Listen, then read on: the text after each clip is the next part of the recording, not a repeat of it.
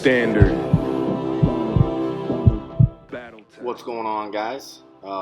This is week 2, about halfway through of the second hypertrophy phase.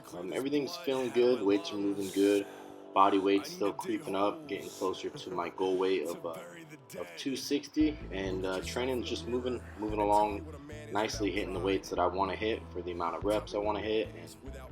And that's kind of basically what training's all about, is setting yourself up to where you're putting in the work that you're supposed to be putting in, and you're building confidence, and you're able to move forward week to week. A lot of times you'll see in the gym, there'll be guys that'll hit a weight for a certain amount of reps, and they're like, let's throw on 60 more pounds and let me do it for a single just to see where I'm at. And that right there is just, a telltale that that person just doesn't trust the program, doesn't trust the process. There's no point of ever testing your strength in training. The whole point of training is to create better motor patterns, is to learn to lift the weights properly, and get your weaknesses stronger, so that way you can put it all together come meet day. There's no point of testing anything until the day of the meet, until you get on the platform. And I see a lot of guys, they'll just want to test their strength because things are progressing along just nicely, instead of taking the time to realize things are progressing along. So why would I need to question the program? Why would I need to test anything right now? A lot of times I hear from a lot of really good lifters is they don't miss a lot of reps. They don't do too much reaching and training. They do what they're supposed to do. They hit what they're supposed to hit, so that way they can get to where they need to be on the platform. You put weights and numbers in your plan, so that way if you hit a triple, you should know, okay, I'm good for this much weight on meet day. No reason to test it now. And that's a big problem that I see a lot of these lifters have, is they want to get into the gym and they want to test stuff, and they don't really care how ugly it looks or how it moves. They just worry about, did they get it or did they not get it. And for me, building up confidence is being able to hit reps smoothly and hit reps flawlessly and just build week to week. It's not about throwing on 50 pounds each week. It's about throwing on 10 pounds, 5 pounds, whatever it takes to progressively overload, right? Just like in bodybuilding, adding 2.5 pounds, adding 5 pounds to a lift every week is creating a different adaptation. It's the overload principle. And it doesn't have to overload by 20 to 30 to 40 pounds every week. It can just be small, increases, whether you increase a rep or increase a set. As long as you're getting better, as long as you're improving, that's all that matters.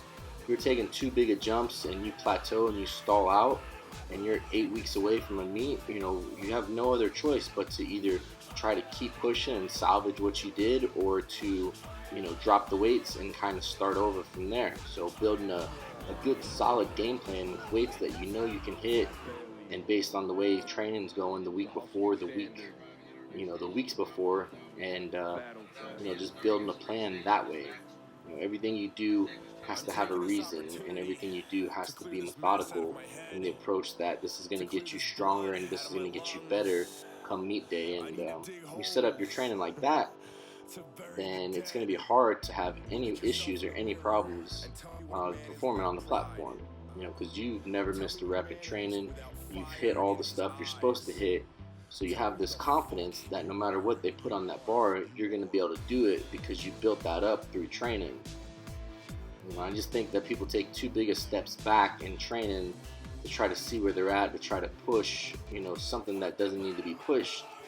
There's a time and a place for everything. And yeah, I understand, like, you can miss reps due to technique or just having a bad day, but the whole point of basing your training off of how you feel in RPE or velocity base is to know that, hey, this is a bad day, let me back it down. There's no point of pushing stuff to the point where you're missing a lot of reps and you're chasing numbers and you're creating all these kind of injuries or issues that may come from trying to chase these things. Let it be what it is and move on and get better week to week. That's all you can do. You're not going to miraculously miss a weight and then all of a sudden, hit it again next week because you tried it this week.